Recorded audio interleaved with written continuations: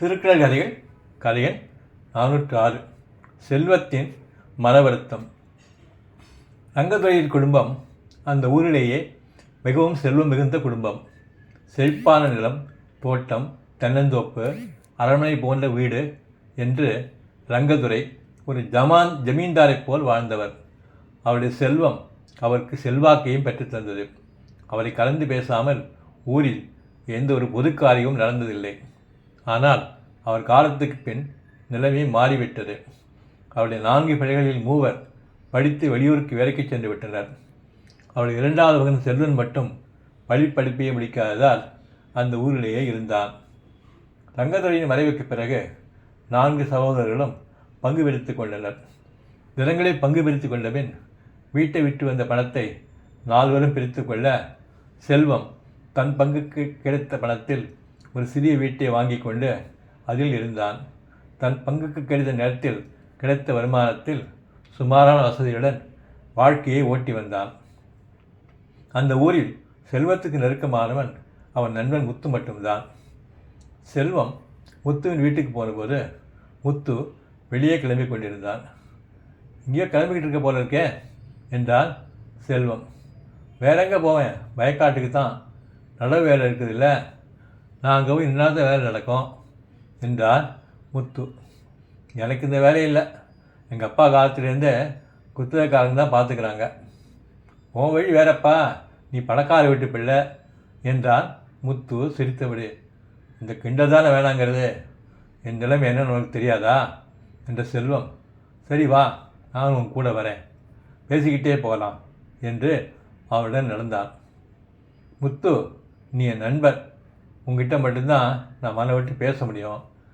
எங்கள் அப்பா காலத்தில் எங்கள் குடும்பத்துக்கு எவ்வளோ மதிப்பு இருந்தது. இப்போ ஊரில் ஒரு பையன் என்னை மதிக்கிறதில்ல, ஒரு பொது காரியத்துக்கு என்னை கூப்பிட்றதில்ல. ஊர் பொதுக்கூட்டத்தில் நான் ஏதாவது யோசனை சொன்னால் கூட அது யாரும் காதில் போட்டுக்கிறது இல்லை. என்ன செய்கிறது, பணம் இருந்தால் தான் உலகம் மதிக்குது. உங்கள் அப்பா காலத்தில் உன் குடும்பம் ஊர்லேயே ரொம்ப பணக்கார குடும்பம். இப்போ உங்கள் குடும்பத்தில் எல்லாரும் பங்கு பிரிச்சுக்கிட்ட அப்புறம் உன் நிலைமை கொஞ்சம் இறங்கிடுச்சே, அதான் அப்படி நடந்துக்கிறாங்க போல இருக்கு, விடு என்றான் முத்து. அது இல்லைடா காரணம், நானும் வந்து அப்படித்தான் நினச்சேன். ஆனால் ஊர்லேருந்து என் அண்ணன் தம்பிங்கள்லாம் அப்பப்போ இங்கே வராங்கல்ல, அவங்களுக்கு ஊரில் எல்லோரும் மதிப்பு கொடுத்து பேசுகிறாங்களே. வெளியூர்லேருந்து வந்திருக்காங்கங்கிறதுக்காக மரியாதைக்காக இருக்கும். இல்லை, அவங்க படிச்சிருக்காங்க, அதனால தான் அவங்கள மதிக்கிறாங்க. நான் படிக்காதவங்கிறதால நான் எதுக்கு லாய்க்கு இல்லாதவன்னு நினைக்கிறாங்க போல இருக்கு என்றான் செல்வம். நான் அப்படி நினைக்கலடா என்றான் முத்து செல்வத்தின் தோளில் தன் கையை வைத்து அழுத்தி. நீ இப்படி நினைக்காட்டாலும் உண்மை அதுதானே.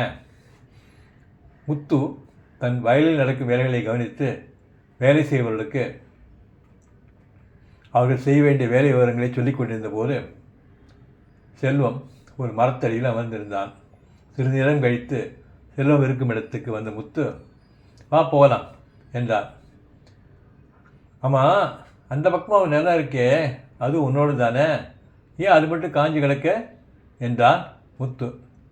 அது எதுவும் வளராது, நான் முயற்சி பண்ணி பார்த்து விட்டுட்டேன், அது கடல் நிலம் என்றான் முத்து. என்ன மாதிரி போல இருக்கு என்றான் செல்வம் சிரித்தபடி. உரைப்பால் அரசியலியல் அதிகாரம் 41 கல்லாமை. குறள் 406. உலகனும் மாத்திரையர் அல்லால் பயவா கடவுளையர் கல்லாதவர். பொருள், கல்லாதவர் உயிரோடு இருக்கின்றனர் என்று சொல்லப்படும் அளவிலே இன்றி அவர் எதுவும் வெளியாத கடல் நிலத்துக்கு ஒப்பானவர். நன்றி.